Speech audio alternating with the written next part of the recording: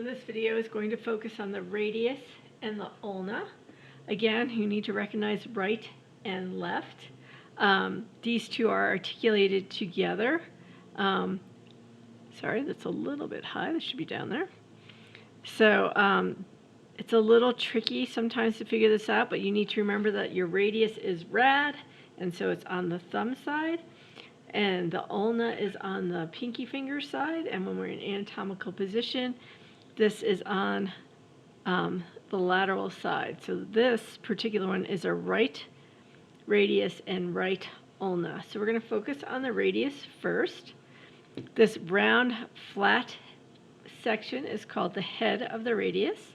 This narrow portion right here is the neck of the radius. Then this big bump right here is the radial tuberosity. And then as we move down, we have the radial styloid process. And then when we turn this, there's a little notch right here that is the older notch of the radius. And this is where the ulna articulates in with the radius. Okay, right down there. So this is the ulnar notch of the radius. Now the ulna, another way to remember is that it has a U. Okay, so U for ulna.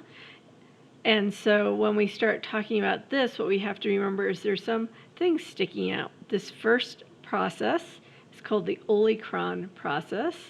The second process, this little pointy guy right here, is the coronoid process. This notch is called the trochlear notch. It wraps around the trochlea. Okay. Then we have on the opposite end, the head of the ulna. We have the ulnar styloid process, and then at the other end, at the proximal end, we have the radial notch of the ulna. So these two guys kind of go literally hand in hand. So we have to remember that they're flipped. Head of the radius, neck of the radius, radial tuberosity. The bottom here we have the radial styloid process, and then the ulnar notch of the radius. We have the olecron process, the capitulum, the trochlear notch. So olecron process, capitulum, trochlear notch. And then at this end, and then we have the radial notch on the ulna. And then at this end we have the ulnar styloid process, and this is the head of the ulna.